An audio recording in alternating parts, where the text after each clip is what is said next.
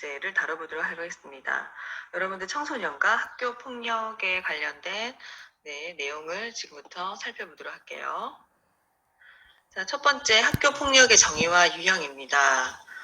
내용을 먼저 보시면, 자, 먼저 학교 폭력의 개념부터 살펴볼 필요가 있는데, 지금 흔히들 기사나 다양한 매체, 그다음에 이제 여러 가지 이제 그 경찰청 자료, 그다음에 학교 폭력 센터, 그 작은 기관에서부터 이제 국가적인 차원의 이런 기사와 문제까지 학교 폭력의 문제는 상당히 사회적으로 심각한 문제로 대두되고 있습니다. 자, 어쨌든 이런 학교 폭력 문제가 심각한 사회 문제로 대두되기 이전에 학교 생활 가운데 학생들 사이에서 이런 학교 폭력의 문제가 발생해서 이것들이 이제 학생들에게만 영향을 미치는 폭력으로만 과거에 생각을 해왔다면은 이제 더 이상은 학교 폭력의 문제는 그 학교 안에 교실 또는 그 폭력을 행사한 가해자, 받는 피해자 이 둘 간의 문제가 아닌 좀 더 넓은 범위의 사회적인 이슈로 최근에는 이제 굉장히 심각한 문제로 등장하게 됐다는 거예요. 자, 이거와 관련된 법령이 제정되었는데요. 시행되는 정책 아젠다, 그러니까 굉장히 중요한 정책 아젠다로 등장하게 했다는 것만 봐도 학교 폭력은 이제 더 이상 이제 개별적인 접근으로 그냥 간과해서는 안 될 문제인 것 같습니다. 자, 학교 안팎에서 발생하는 여러 가지 금품을 발췌한다든지 또는 다양한 신체 언어 폭행 등 그다음에 구타 등 물리적인 이런 신체 폭력뿐만 아니라 집단 따돌림, 욕설, 협박, 언어적인 폭력, 그다음에 사이버 불링 이런 것들, 심리적인 이런 언어적인 폭력 행위까지 우리는 학교 폭력의 범위를 굉장히 넓게 규정하고 있습니다.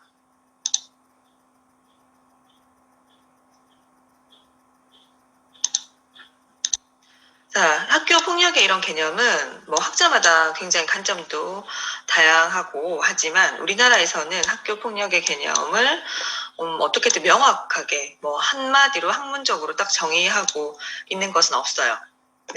그래서 조금 이제 우리나라 학자들이 말했던 학교 폭력의 개념을 여러분들과 함께 살펴보고자 합니다. 학교 폭력을 학교 부근이라든지 학교 내에서 또래 집단 간에 발생하는 욕설과 같은 이제 언어폭력, 그다음에 위협, 협박, 인격 무시, 따돌림, 그다음 구타 이러한 집단 폭행과 같은 신체적인 폭력을 포함하는 것을 얘기한다라는 학자도 있었고요. 자, 가해자의 이런 주관만을 고려한다면 가해자가 폭력으로 의도하지 않은 행위는 폭력으로 볼 수 없기 때문에 어떻게 보면은 피해자의 관점에서 학교 폭력을 이해해야 한다고 2004년 한상철 선생님은 주장하게 됐습니다.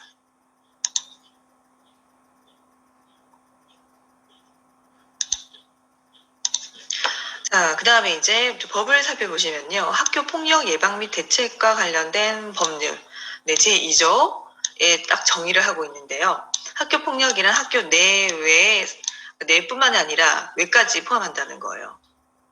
그래서 학생을 대상으로 발생한 상해, 폭행, 감금, 협박, 약취, 그러니까 뭔가 뺏는 거, 유인, 그 다음에 명예훼손, 모욕, 공갈, 강제적인 이제 심부름, 빵 셔틀, 그 다음에 이제 데이터 셔틀이 나올 정도, 그 다음에 성폭력, 따돌림, 사이버 따돌림, 정보통신망을 이용한 음란, 폭력 정보 등에 의해서 어쨌든 이 학생, 청소년 대상이 신체, 정신 또는 재산상의 피해를 그러니까 수반하는 모든 행위를 학교 폭력으로 이 법률에서는 정의하고 있습니다.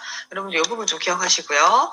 자, 여기서 말할 때 이런 따돌림이란 학교 내외에서 2명 이상의 학생들이 특정인이나 이런 특정 집단의 학생들을 일회성이 아닌 지속적이고 굉장히 반복적으로 신체적뿐만 아니라 심리적 공격을 가해서 결국에는 이 피해자 학생들이 상대방이 고통을 느끼도록 하는 일체의 모든 행위를 우리는 따돌림으로 정의하고 있습니다.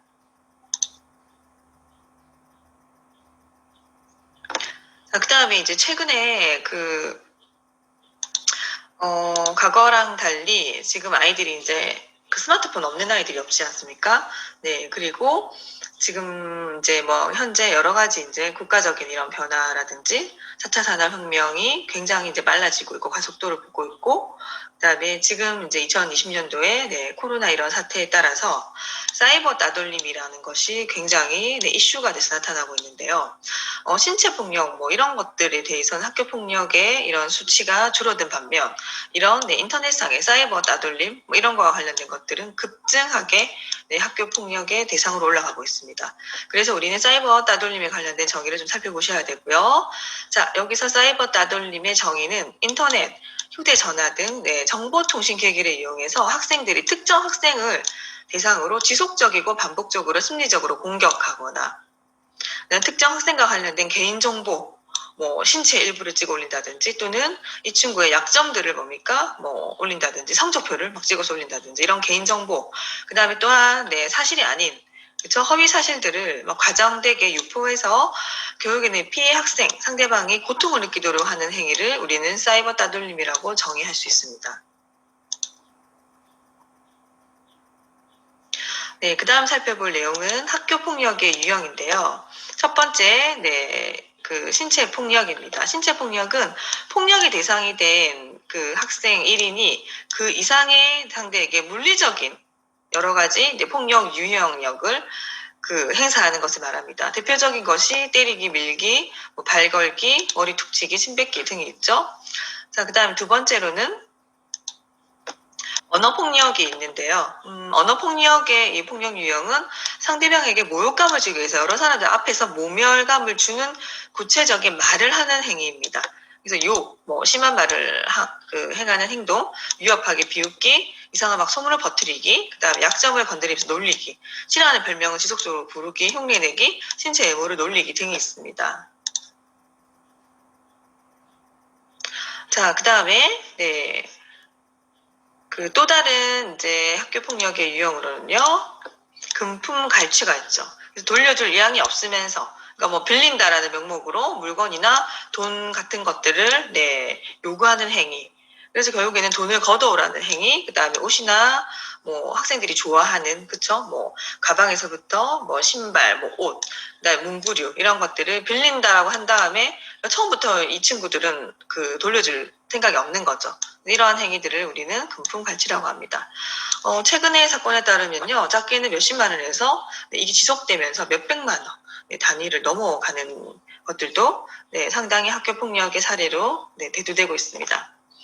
자, 그 다음에 따돌림입니다. 앞에서 좀 정의를 한번 해봤는데요. 네, 어쨌든 따돌림도 학교 폭력의 한 유형이죠. 반복적, 네, 의도적으로 상대방을 네, 굉장히 이제 피해를 입히는 행위. 그래서 뭐 구체적인 예로는 빈정거리기, 면박주기, 무시하기, 아예 왕따, 말을 걸지 않기, 네, 그쵸? 그다음 밥을 같이 먹지 않기, 물어봐도 대답 안 하기, 굉장히 그 혼자 외롭게 고립시키기, 자석 배치 시에도 일부러 그 친구에게만 옆자리를 피하기 등이 있습니다.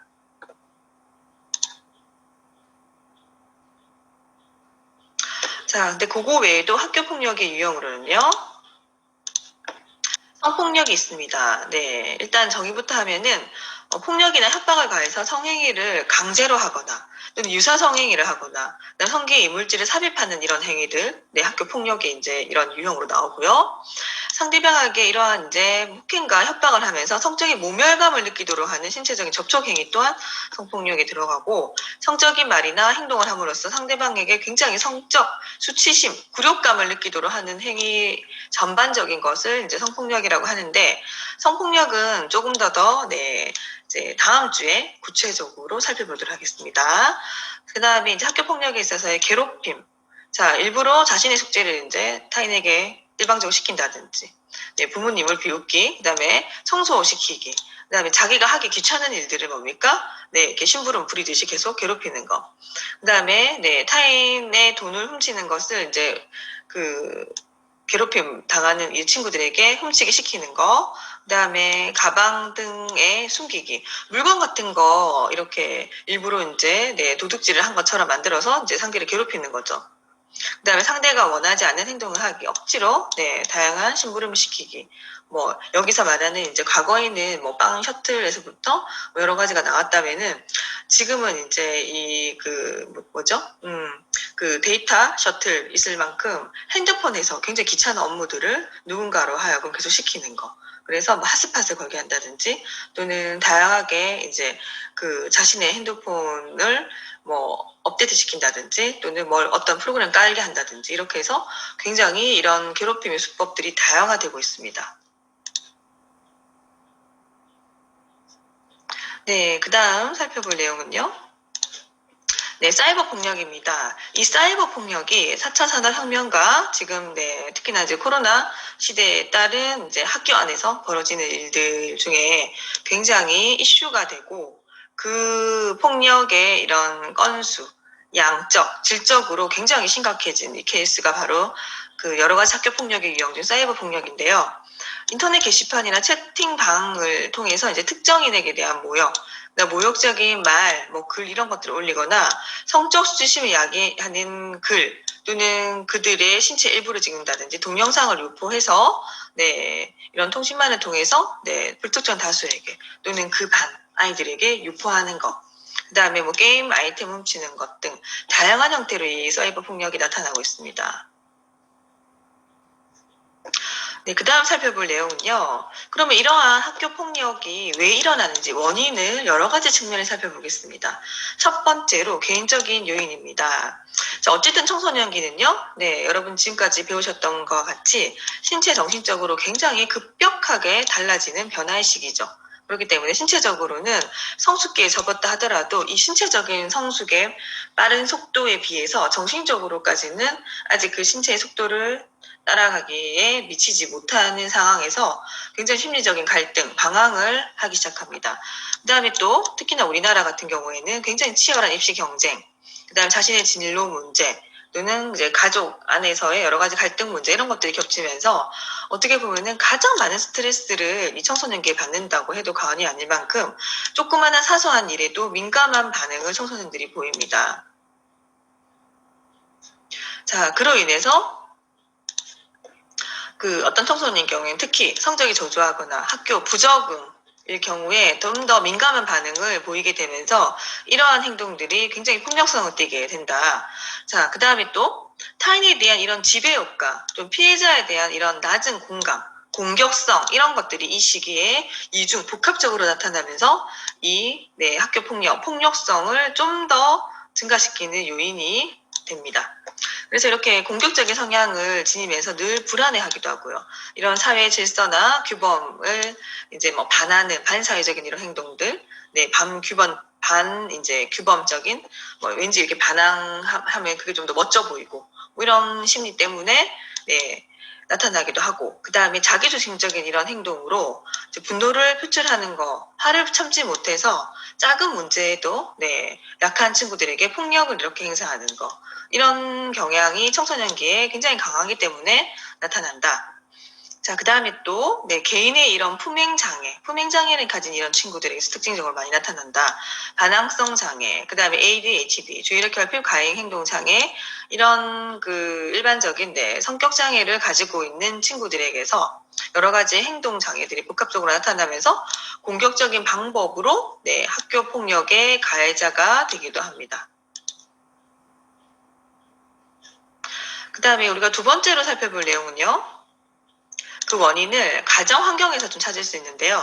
첫 번째 가정은 어떻게든 성장기 청소년의 인격 형성이나 행동, 이런 긍정적인 행동 발달 측면에서 굉장히 중요한 영향을 미치는 1차적인 교육 기능을 담당해야 하는데 이제 지금 사이가 어때요? 굉장히 핵가족화. 그쵸? 이제 엄마, 아빠 모두 일을 하러 나가시는 맞벌이 부부가 굉장히 일반화되면서 어떻게 보면은 이제 부모들을 만날 수 있는 시간이 굉장히 줄고 거의 학교에서만 많은 시간을 보내게 된다는 거예요. 자녀들이 혼자 있는 시간이 늘고 이런 늘어난 시간만큼 부모와 소통하기보다는 게임이나 인터넷상에서 또는 오락실 이런 유해 환경, 그렇죠? 그래서 음란물을 접하는 등 폭력적인 폭력물을 많이 접하기 때문에 이러한 가정에서의 이런 올바른 인격 형성에 상당히 이제 지장을 줍니다. 그렇기 때문에 이렇게 제대로 그런 상호작용이라든지 사랑받는다든지 교육을 받지 못한 친구들의 경우 이런 폭력이 원인이 돼서 학교 폭력의 가해자가 되더라. 자, 특히 이제 자녀의 개성이나 자율성을 무시한 채 과도한 욕심으로 과잉 보호를 많이 하는 집의 아이들. 그 다음에 또는 과잉 간섭. 그래서 굉장히 엄격하고 굉장히 권위주의적인 이런 집안에서 큰 애들. 그래서 뭐 이렇게 지나친 훈육을 하는 이런 가정에서의 이런 자녀들 경우에 그 자녀들은 어떨까요? 부모나 이런 가정, 인간에 대한 반감이 이제 심리학적으로 또는 이런 내면에 굉장히 많이 쌓이게 되죠. 욕구, 불만. 그렇죠? 그래서 이러한 것들이 이제 나타나서 스트레스가 쌓이고 쌓여서 학교에서의 이런 폭력 행사로 드러난다라는 연구 결과가 있습니다.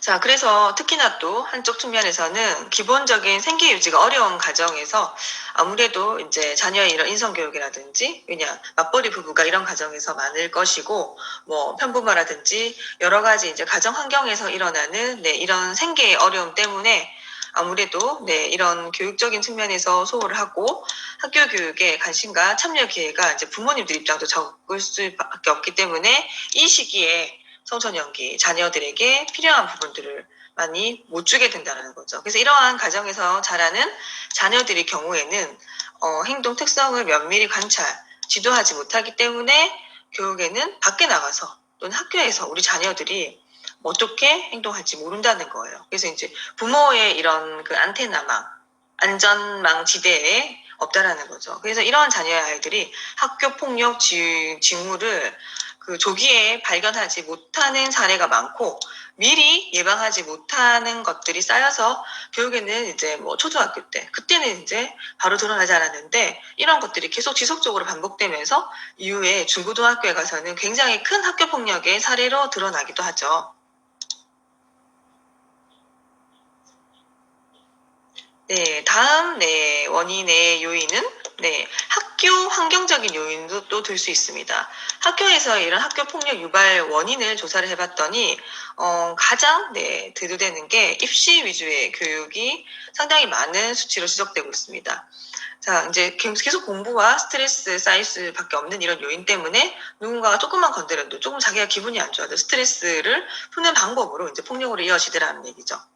그 다음에 학교 폭력에 대처하는 이런 교육부, 당국 정책이 또 문제이기도 하다라는 얘기를 할 수 있고요.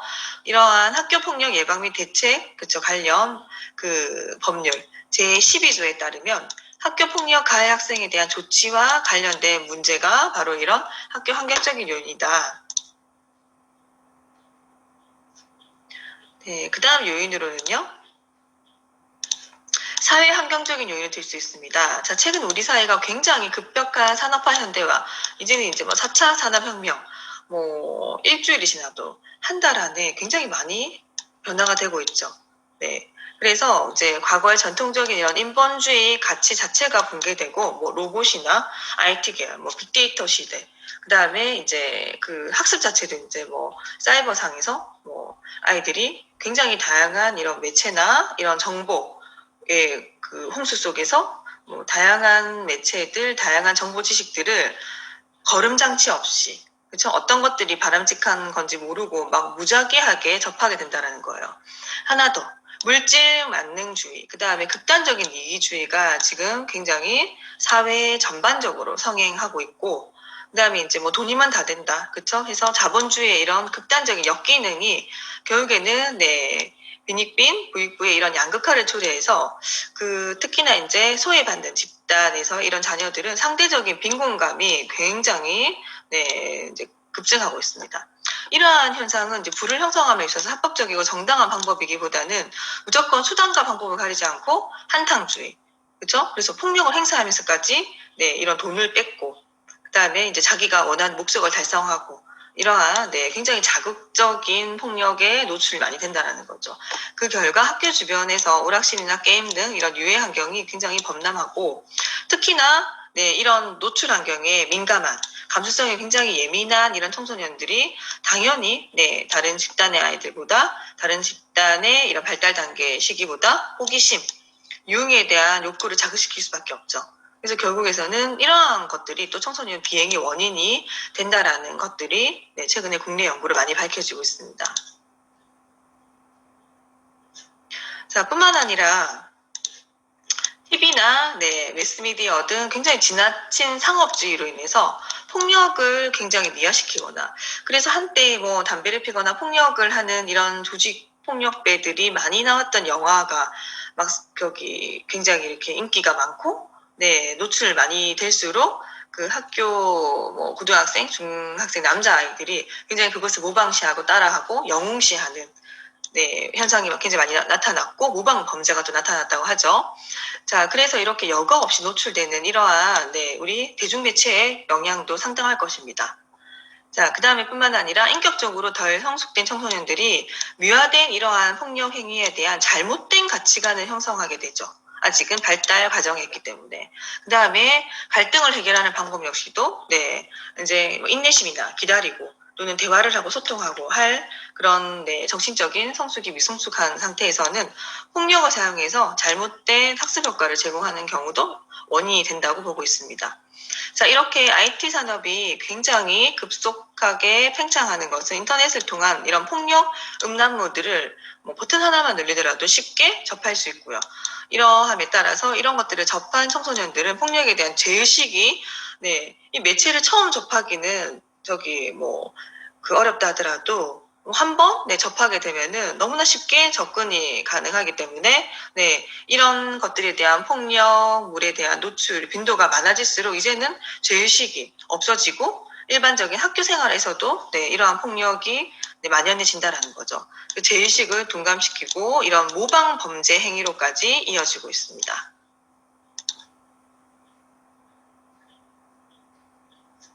자, 그래서 여기 부분 같은 경우도 학교 폭력은 좁은 의미에서는 학교 내에서 이루어지는 모든 유형의 폭력으로 우리가 이제 정의할 수 있으나, 이런 학교 폭력은 여러 가지 유형으로 굉장히 다양하게 나타나고 있습니다.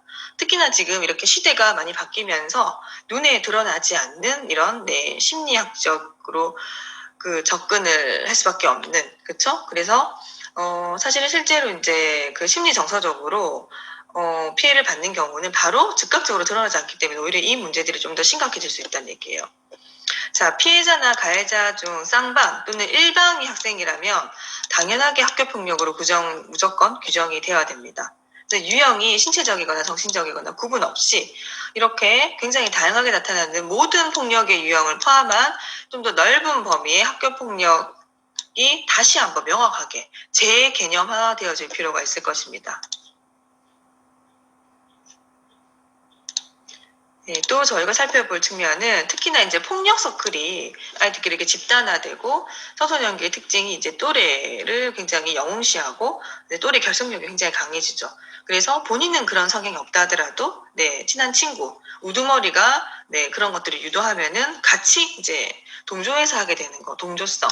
그래서 이러한 폭력 서클이 조직적, 집단적으로 저지르는 폭력. 그 다음에 집단적으로 뭐 열 몇 명이서 한꺼번에 우르르 몰려다니면서 뭐 돈이나 금품 이런 것들을 갈취하는 거.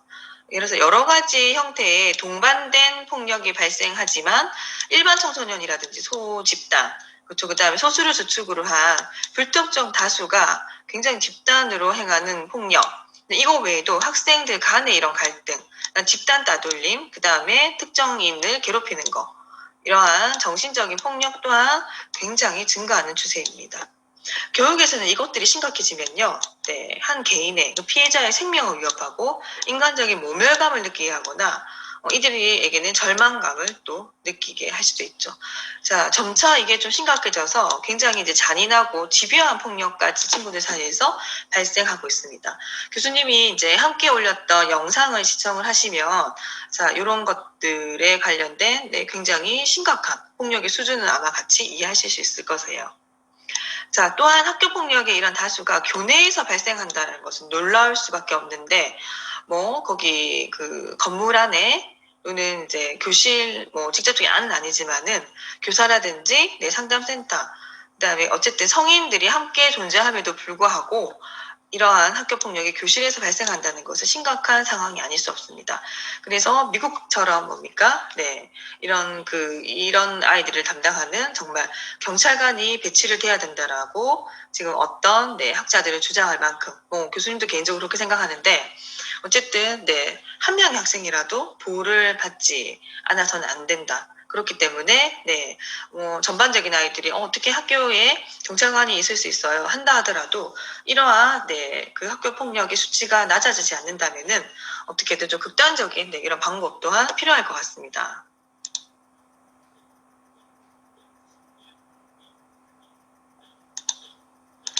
자, 남을 괴롭히는 연령이, 자, 과거에는 중고등학생 사례가 많았다면은 지금은 이제 초등학교, 저학년, 이제는 유아기까지 이제 점차 연령이 하향화되고 있죠. 자, 그래서 초등학생 이런 학교 폭력 문제가 최근에 굉장히 뉴스나 기사에 많이 되면서 이제는 더 이상 저학년에서까지 학교 폭력 문제를 다뤄야 된다.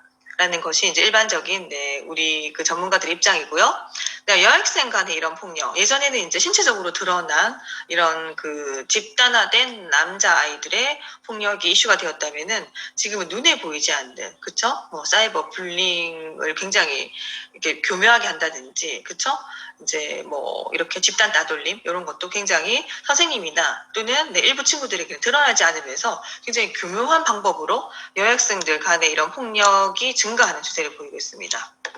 자, 남을 괴롭히는 이런 행동에 동조하고 개입하는 것을 그저 한 번쯤 있을 수 있는 장난으로 해서 따라하거나 특별한 이유 없이 충동적으로 폭력을 행사하는 경우도 많다라고 해요. 그래서 그 학생들을 대상으로 조사한 연구 결과에서 한 번쯤은 나도 괴롭혀봤다라는 이런 아이들의 수치가 상당히 급증하고 있다라는 것도 눈여겨볼 사건이 되겠죠. 그다음에 과거에 이런 학교 폭력은 강한 학생들의 이런 힘겨루기가 많았지만은 집단 간에 맞죠? 이런 폭력 싸움. 그래서 어떤 집단이 우두머리가 되느냐. 이게 이제 과거 학교 폭력 형태였다면 지금은 이제 강한 자와 약한 자를 괴롭힌다라는 관점에서 굉장히 이기적이고 상대방의 기본적인 인권, 생명권 자체도 무시하는 행동의 형태로 나타나고 있다는 것이 학교 폭력의 심각한 현상입니다. 자, 그래서 학교 폭력의 이제 다양한 조금 실태들을 좀 보시면요. 교수님이 올려놨던 영상이 오히려 더 여러분의 학교 폭력의 실태를 적나라하게 드러내고 있기 때문에 상당히 도움이 될 거고 그 영상 반드시 보세요. 자, 일반적으로는 90년대부터 우리나라의 학교 폭력의 문제가 굉장히 심각한 문제로 대두되고 있었고요. 학교 폭력을 이제 피해서 유학을 가는 경우도 생기고 이런 학교 폭력에 대한 보복으로 초등학생이 이제 흉기로 가해자에게 상해를 오히려 입히는 이런 사건. 그래서 최근의 사건도 아닙니다. 굉장히 오래전부터 이런 극단적인 사례들도 접할 수 있었고요. 2006년 최근에 이제 학교 폭력의 피해로 자살하는 사건들이 우수수 나오고 있을 만큼이에요. 자, 그래서 교수님이 또 다른 영상 올렸을 때 보면은 하루에 한 명 이상씩은 이런 학교 폭력에 시달려서 자살하는 아이가 발생하고 있다라는 거 심각한 문제죠. 자, 그거 외에 나머지 이제 케이스를 보시고요. 영상을 조금 더 보시기 바랍니다.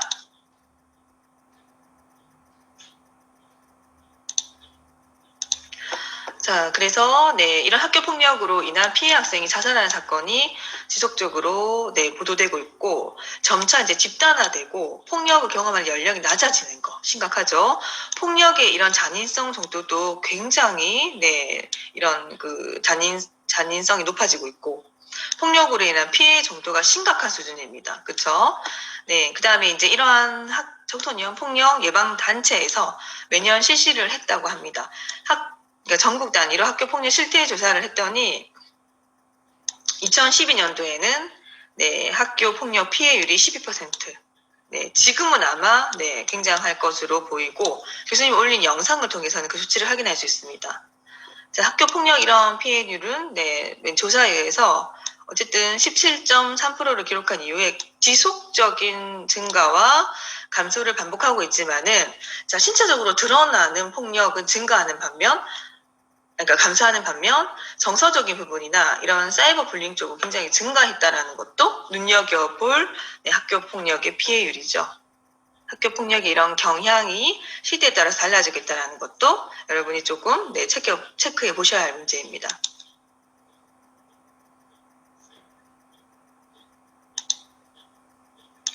자, 그래서 이런 그 폭력으로 인한 고통의 정도가 매년 증가하고 있고 아마 양보다는 질적으로 심각해진다라는 수준으로 이해하시면 되겠고요. 학교 폭력이 피해를 경험한 청소년들이 폭력의 고통으로 인해서 자살까지 생각해 본 적이 있다라고 응답한 비율이 최근에 지속적으로 증가한다는 거. 그래서 극단적인 생각을 하는 청소년들이 많아지고 있습니다. 자, 박근혜 대통령 같은 경우에는, 전 대통령 같은 경우는 이제 후보 당시였을 때, 근절해야 될 범죄, 4대 범죄 중에 하나로 학교 폭력을 선정해서 강력한 학교 폭력 대책 강안을 발표를 하기도 했습니다. 그 이후에 조금 더 이제 학교 폭력 그 대책이 강화된 법안들이 또 나왔고요.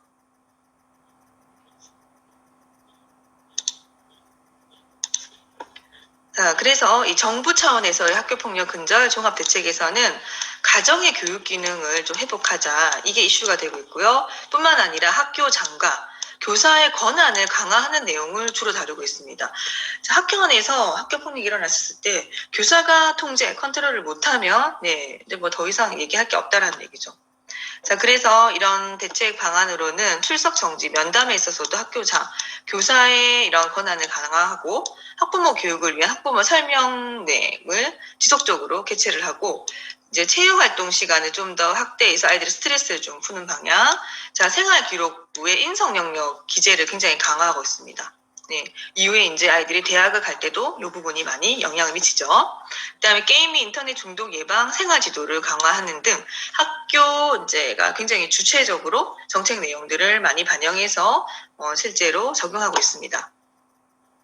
자, 그다음 이런 학교 폭력 해결에 있어서도 학교 교원의 역할이 중요하게 인식되고 있기 때문에 지금 이제 청소년 지도사가 될 여러분들과 학교 이제 학교장, 그다음에 교사, 이런 교원의 이런 그 협력적인 시스템을 통한 좀 더 강화된 학교 폭력 예방 프로그램이 필요할 것입니다.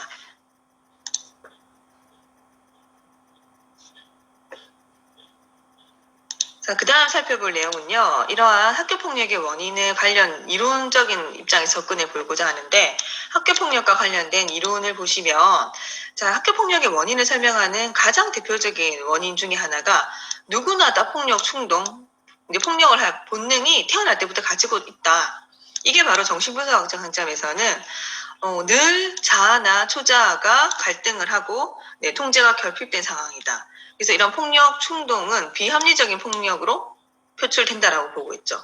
자, 특히나 청소년기는 이런 통제가 잘 안 되죠. 이제 늘 감정 기복이 심하고, 자, 그렇기 때문에 이 시기는 굉장히 개인적인 기질, 인성을 중시하는 입장에서 볼 때는 폭력 성향이 좀 높은 친구들, 충동적인 학생들의 경우에는 폭력적인 행동을 하는 경향이 상당히 높더라라는 거예요. 자, 그래서 좌절 공격성 이론에 따르면 사람이 어떠한 것에 좌절을 겪을 때 굉장히 공격적이 된다.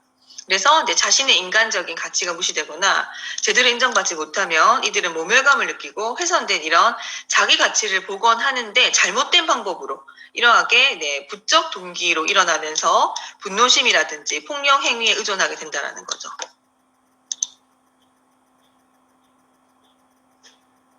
자, 그래서 이렇게 일어난 분노의 경우에는 적개심과 공격성으로 우리가 대표적인 정서를 이해할 수 있는데, 이 적개심과 공격성이 복합된 이러한 폭력적인 분노는 특히나 청소년 시기에 많이 일어나죠. 그래서 청소년은 어떻게든 분노를 해소하는 방법이 일반 성인이나 좀 훈련된 사람들과 다르기 때문에 서툴고 정서적인 이런 굉장히 격렬함, 충동이 하루에도 12번 생각이나 감정이 변화한다라는 이 시기의 아이들은 분노가 공격적으로 이어질 가능성 또한 높기 때문이죠. 자, 남자인 경우에는요, 힘에서 밀리거나 억울한 일을 당했을 때 분노가 폭발한다고 하고, 여자인 경우에는요, 어떤 관계에서 기대하는 바가 무너지거나 배제당했을 때, 부당한 대접을 받았을 때 심리적인 이런 부분에서 무시를 받아들여지면 분노를 일으킬 가능성이 많다고 하죠.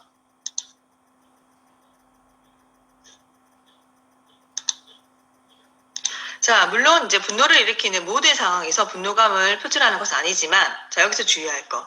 상대가 자신보다 강하거나 어른일 때 참거나 회피하고, 참을 수 없는 상대, 그러니까 또래, 자기보다 약한 사람에게 공격적, 때로는 공격할 대치 인물들을 찾아서 그들에게 더 큰 강한 분노를 표현하게 되는 것이 바로 이 학교 폭력의 어떻게 보면 가장 큰 원인이고, 학교 폭력을 설명하는 이론일 것입니다. 자, 그 다음에 하지만 이제 상대가 자신보다 약하거나 자신을 받아줄 사람 또는 자신에게 뭔가 손해를 덜 입힐 것 같은 사람에게 공격적인 행동을 취하는 약자에게 굉장히 공격성을 취하는 이런 형태. 자, 또는 이들을 다른 데서 유발된 분노를 해결하기 위해서 희생물로 삼는 경우 여러 가지 형태로 발생하고 있죠. 그래서 이런 폭력 행동의 전체적인 범주 속에서 우리가 논의를 해봐야 되는 것은 바로 이 폭력 성향입니다. 바로 이 폭력 성향이 이제 생물학적 또는 이제 그런 호르몬이라든지 이러한 생리적인 이런 근거보다는 어떻게 보면은 사회적인 이런 시스템, 좀 문화적인 규범과 관련된 간습과 보다 관련이 있다라는 게 이제 최근에 나온 주장입니다.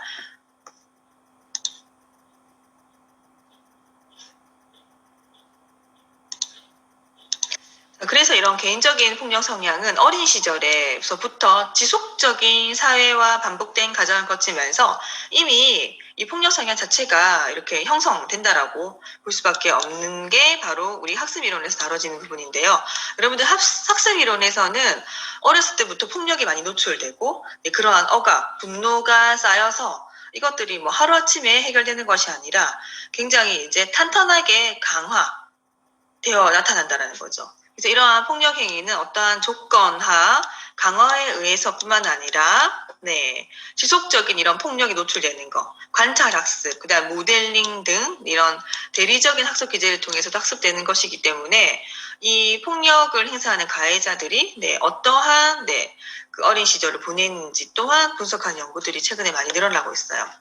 자, 그래서 자신이 잘못했었을 때 부모나 교사가 늘 꾸짖었거나 아니면 폭력을 받았거나 이런 폭력적인 가정에서 양육된 경우 폭력을 문제 해결의 정당한 수단으로 어렸을 때부터 늘 그랬기 때문에 인식을 하는 경향이 높고 이런 부모의 폭력 행동을 모방하게 되더라라는 것이 학습 이론에서 주장하는 것이에요. 그 다음에 훈육적인 이런 차원에서 이런 부모의 체벌은 오히려 이제 부모의 폭력 행동과는 차별화되지만 자기가 원인도 모르고 이유도 모르는 채 부모로 받은 이런 체벌 같은 경우가 바로 이 자녀들의 폭력을 유발한다라는 거죠. 그리고 부모가 의도하지도 않은 다양한 부작용의 형태로 나타날 수 있다라는 거예요. 그래서 또한 우리가 이제 체벌이 뭐 반드시 없어야 된다라고는 할 수는 없지만 가정 내에서의 반드시 이제 벌과 칭찬은 함께 공존해야 된다라는 거예요. 그래서 자녀가 잘못했다 그러면은 어떤 타임아웃이나 신체적인 이런 폭력보다는 뭔가 잘못된 부분들을 지적한다든지 대화를 통해서 푸시고 뭐 반성을 했다 한다면은 반드시 안아주고 사랑으로 그 처벌을 마무리하는 것까지 가야지만은 자녀들의 이제 분노가 지속적으로 쌓이는 일을 방지할 수 있겠죠.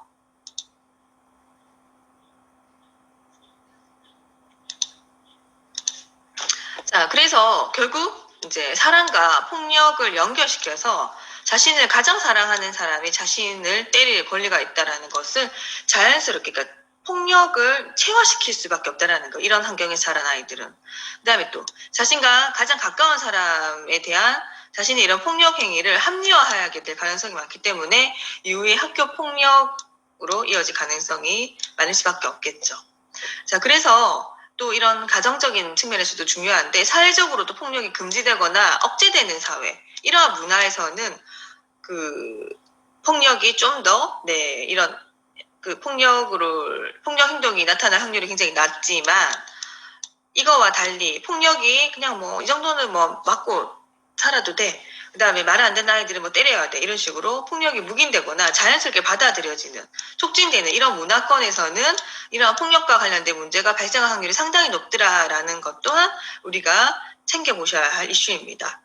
자, 그래서 폭력을 미화하는 사회 분위기, 텔레비전이나 영화나 비디오 이런 매체들에서 폭력물들이 자연스럽게 노출되고 지나치게 선정적인 음란물의 이런 노출이 뭐 흔히들 뭐 볼 수 있고, 그 다음에 사회 전반에 이런 그 공격성이라든지 폭력 사건들이 뭐 기사화돼서 뭐 무수히 많이 쏟아져 나오고 한다면은 이 청소년기의 아이들은 직접 간접적으로 이 폭력이 촉진되고 강화될 것이기 때문이죠. 두 번째로 살펴볼 내용은 자, 과연 그러면 이런 학교 폭력 발생의 기제가 무엇인가입니다. 첫 번째, 피해 학생에 관련된 이해를 여러분이 좀 하셔야 되는데요. 다른 사람의 험담이나 비방을 늘 하는 학생일 경우에는 이런 학교 폭력의 피해 학생이 될 가능성이 높다.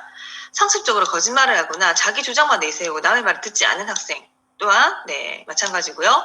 지나치게 허영심이 많고 잘난 체하는 학생의 경우에 그렇죠. 아무래도 이런 여러 가지 행동 문제가 있기 때문에 친구들부터 외면을 당하는 경우가 많더라. 그다음에 자기 주장을 잘 못하고 이런 대인관계에 서투르고 신체적으로 뭔가 키가 작거나 약하거나 왜소하거나 자기 방어를 잘 못하는 이런 내성적인 성격의 아이들 또한 그 피해 학생으로 낙인 찍힐 확률이 많더라. 사람들을 두려워하고 자기 표현력이 부족하고 행동이 굉장히 소극적이고 위축되어 있는 경우가 많죠.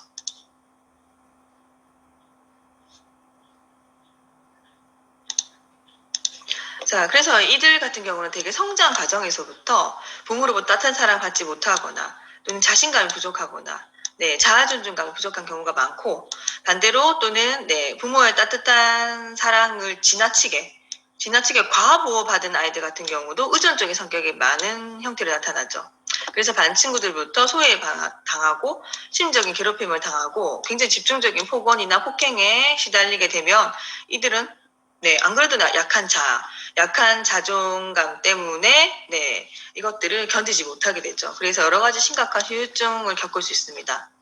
자, 누군가로부터 배척당한다는 이 사실 자체가 굉장히 심각한 불안감, 그쵸? 소외감을 느끼게 하죠. 그다음에 이제 이런 것들이 성적 부진이라든지 학교를 가기 싫어요. 학교를 결국에는 그만두는 중퇴로까지 이어지게 되고 그 반 전체 학생들 앞에서 구타를 당하고 놀림을 받는 것에 대한 과도한 스트레스를 견디지 못해서 불안을 느끼거나 수치심, 그다음에 심한 피해의식, 친구가 누군가 잘해주려고 다가선다 하더라도 어떠한 친구라도 관계를 맺지 않으려고 하는 이러한 정신적인 이런 문제로까지 호소하고 있습니다.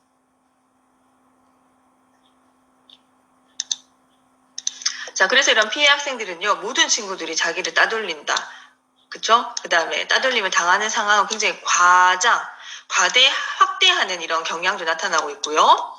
자신을 이해해주는 사람이 한 명도 없어요. 아무도 뾰족한 대안이나 엄마도 해결해줄 수 없어. 선생님한테 말해도 안 돼요. 라고 자포자기하게 된다는 거예요. 그래서 혼자 견딜 수 없고 스스로 그냥 위로하면서 절망을 하고 자신만의 세계에 점차 벽과 문을 쌓아서 이제 갇히게 된다는 거죠. 그래서 이들 학생 중에서는 폭력이 끝난 다음에도 이것 정서적으로 이게 지속됨으로 인해서 못 견디고 자살을 시도하는 경우도 있고요. 그 다음에 자신만의 세계로 갇혀버리기 때문에 이후에 청소년기에 나타나는 이후에 이제 자폐증 증세, 유사 자폐 이런 증세를 보이기도 하고 어른들에 대한 이 신뢰 사체를 잃어버리기 때문에 여러 가지 성인이 된 이후에도 이런 대인관계나 사회생활을 못하게 되는 이런 사회 이제 낙오자로까지 이어질 수 있습니다.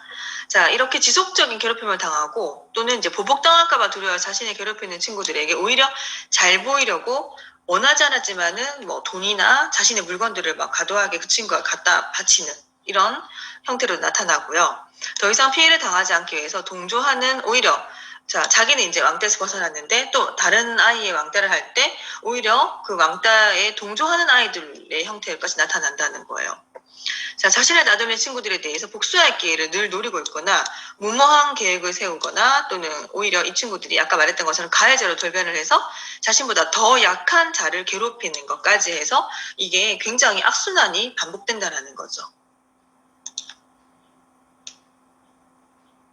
자, 두 번째 기제를 살펴보시면요. 두 번째는 이제 가해자 학생에 대한 이해도 여러분들이 하셔야 되는데요. 이 가해자 학생들 같은 경우는 굉장히 질투심, 적개심이 많은 아이들 경우가 많고, 자, 늘 공격적이고 정신적인 이런 성숙이 굉장히 미흡하고, 자, 특히 공감 능력이 상당히 부족하다고 합니다. 이들을 테스트를 했더니 이런 공감 능력과 관련된 이런 그 표준화 검사에서 굉장히 낮은 수행을 보였다라는 거. 인간이 슬프다고 한다면은 저 친구가 슬프고 힘든 거를 이해를 못 한다는 거예요. 폭력을 내가 행사했었을 때 얼마만큼 아프고 상처를 받는지를 이해를 못 한다는 거죠. 자, 타인의 마음을 잘 이해하지 못하고 자기만 생각하기 때문에 원만한 대인관계를 맺을 수 있는 능력이 부족하고 오히려 폭력, 권력으로만 행사하는 아이들. 자, 별 의식 없이 다른 친구들이 하니까 덩달아 또 재미로 따라하는 미성숙한 아이들도 있고요. 아주 평범하고 무난한 학생들, 주변에서 늘 볼 수 있는 그런 대상들이 가해 학생으로 떠오르고 있다는 것도 심각한 상황이죠. 자, 이들 같은 경우는 공중 심리에 이끌려서 힘이 있는 학생이 시키는 대로 그냥 따라 있어요. 그래서 피해 학생들에게 부당하게 상처를 입히는 것들 또한 우리가 학교 폭력 문제를 다룰 때 체크를 해보셔야 되는 중요한 항목입니다.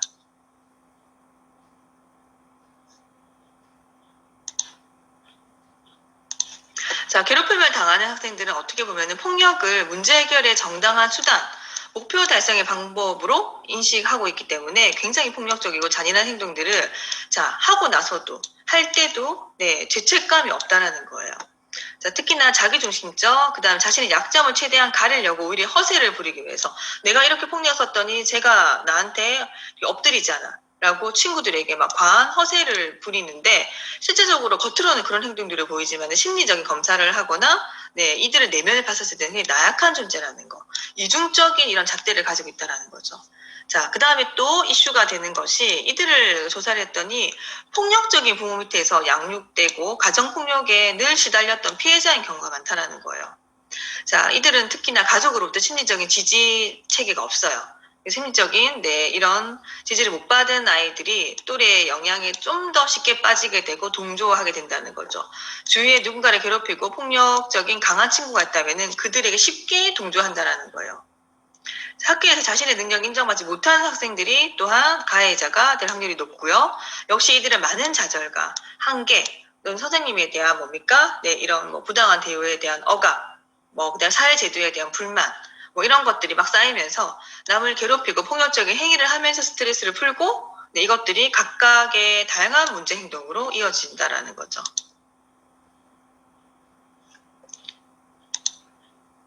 자, 때로는 충족되지 않은 이런 욕구를 보상하기 위해서 자신이 직면한 어려움을 회피하고 해소하기 위해서 폭력을 기분 전환 삼아 사용하거나 남을 괴롭히는 것을 즐기는 것까지 된다라는 것이 여러분들 심각한 지금 현상입니다.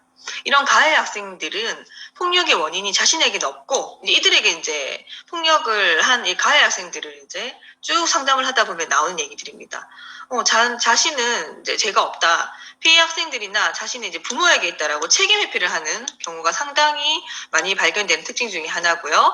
자신의 이런 스트레스 해소의 차원, 보복심이 투사되어서 제가 먼저 째려봤다 이런 식으로 해서 과하게 폭력을 행사해놓고는 어떻게든 책임 회피, 보복심이 투사돼서 그러니까 A라는 학생에게서 어떤 거 받지 않았는데 다른 학생 때문에 억눌렸던 거를 불특정 다수인 또 C, D에게 투사를 해서 보복심으로 폭력을 행사하는 경우가 대부분이라는 거죠. 그 다음에 그냥 얄미워서 잘난 척하기 때문에 친구를 따돌렸다라는 것도 지금 상당히 심각한 문제죠. 자, 자신의 마음속에서 해결되지 못한 것들이 막 누적되면서 미움이 생기면은 상대에게 그걸 투사해서 드러나는 폭력 행위로 나타난다는 거예요. 그래서 여자친구들 같은 경우는 자기보다 예쁘다는 얘기를 들어서 내가 가지고 싶은 물건을 제가 가졌기 때문에 일방적인 굉장히 사소한 문제임에도 불구하고 이것들이 학교 폭력을 지속화시키는 굉장히 어이없는 이유가 된다는 거죠. 자, 자신이 하고 싶은 행동을 상대 친구가 너무 잘하기 때문에 아까 교수님 설명드린 것처럼 너무나 어이없는 이런 이유들로 질투심 또는 부러운 마음이 생겨서 그 친구의 행동이 의시되는 것처럼 보이기 때문에 폭력을 행사했다 이런 식으로 이제 과도하게 자기 합리화를 시킨다는 거죠. 자, 그 다음에는 이런 폭력 발생의 이제 기제 측면에서 우리는 피해 학생이 보이는 단계별 반응을 또 체크를 해보셔야 됩니다. 총 3기로 나눌 수 있고요.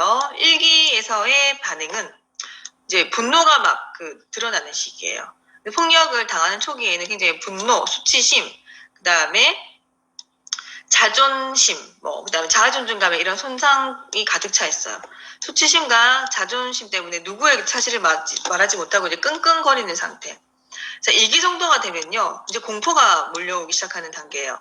폭력이 반복되면서 또다시 폭력을 당할까봐 공포에 떨고 있는 단계예요. 그다음 보복이 두려워서 하소연도 못하고 침묵하는 단계. 폭력 상황과 관련된 비슷한 상황만 떠오르더라도 막 치를 떠는, 힘들어하고, 상상하거나 떠오르게 될 때 자신의 괴롭힌 사람과 비슷한 모습만 보더라도 경기를 일으키거나 불면증, 호흡 곤란, 까지 일으키죠. 그 다음에 3기가 되면 정말 심각한데요. 지속적인 폭력에 시달리는 친구들은 어때요? 이미 지금 자존감 다 무너졌어요. 자존심, 네, 다 무너졌죠. 자, 이러한 이제 공포심 때문에 독립심이 전혀 없고요. 굉장히 이제 무기력한 상태에 빠집니다. 내가 어떤 방법을 하더라도 이 폭력을 벗어날 수 없을 거야. 자, 그래서 네, 매사에 결단을 내리지 못하고 이 핑계 저 핑계를 대고 이제 철저하게 네, 이런 폭력에 벗어나지 못하는 체념 상태. 그래서 네, 이제 가장 이제 극단적인 선택을 하게 되는 시기까지 가는 것이 바로 이 제3기 이후입니다. 자, 그 다음에 살펴볼 내용은요. 자, 이제 5번째로 어떻게 하면 그런 학교 폭력을 예방할 수 있을까? 여러 가지 이제 방법론적인 측면을 같이 고민을 해봐야 되는데요. 첫 번째로 학교 폭력에 대한 정책 방향의 틀을 조금 얘기를 드릴게요. 첫 번째, 학교 폭력을 해결하기 위해서는 학교를 비롯한 교육 시스템, 교육계 자체가 1차적으로 변화해야 된다는 거죠. 그다음 둘째, 이런 학교 폭력의 문제는 대부분 장기간에 걸쳐 몇 번 교육을 받았다고 해서 해결된 문제가 아니라는 거예요. 자, 그 다음에 이 폭력을 일어난 사건을 정리하고 난 다음에 사후적인 개입만 우리는 할 수 있기 때문에 예방적인 차원, 그쵸? 에서 접근을 해야 되는데 그렇지 못하기 때문에 대부분 좋은 성과를 기대하기 어렵습니다. 그래서 그냥 그때 그 처벌로 끝나고 이 친구들이 또다시 2차, 3차 폭력을 할 가능성을 배제할 수 없다는 거죠. 그 다음에 학교 폭력에 대한 이런 예방적인 접근이 그래서 중요한데요. 이런 접근을 통해서 학교 폭력에 대한 근본적인 해결을 기대할 수 있는 방안이나 이러한 프로그램, 이러한 시스템, 대안을 여러분들이 함께 생각해 보시기 바랍니다.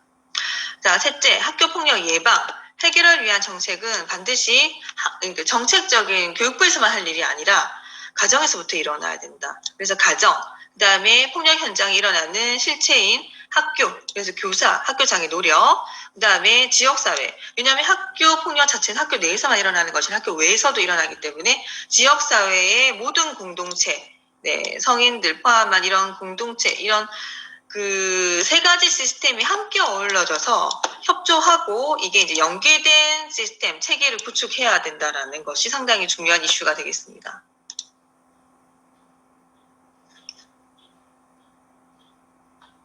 자, 그 다음에 그거 외에도 넷째, 학교 폭력 문제를 효과적으로 대처하기 위해서는요, 정부와 민간이 각각 역할을 분담해서 자, 각각도 노력을 하지만은 동시에 협력하는 정부 민간 협력 시스템, 협력 관계 그 시스템을 구축해야 됩니다. 그다음에 마지막으로 학교 폭력 예방하기 위해서 효과적인 실천 프로그램을 좀 개발해야 됩니다.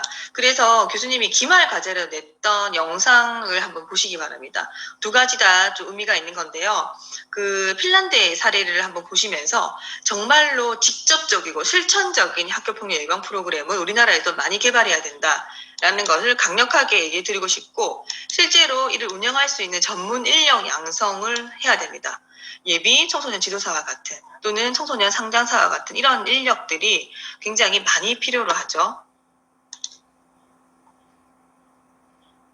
자, 그 다음에 이제 그 구체적인 그 방안 모색에서 두 번째 측면은 정책 방향 하에 어떠한 구체적인 방안을 우리가 생각해 볼 수 있을까요? 첫째, 학교 폭력 문제는 학교에서 1차적으로 풀어가야 합니다. 왜냐? 그게 현장이기 때문에, 직접적인 1차 현장이기 때문에. 자, 그 다음에 이제 그 앞에서 언급한 바와 같이 관련되어 있는 유관기관 관계자가 공동으로 대처를 해야 되죠.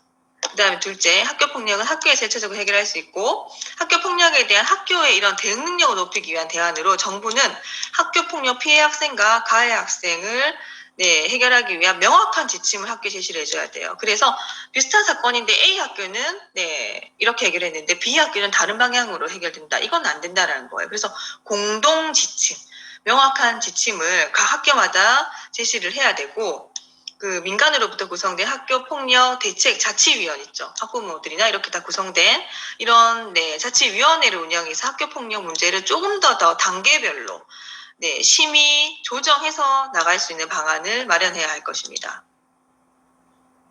자, 그 다음에 마지막으로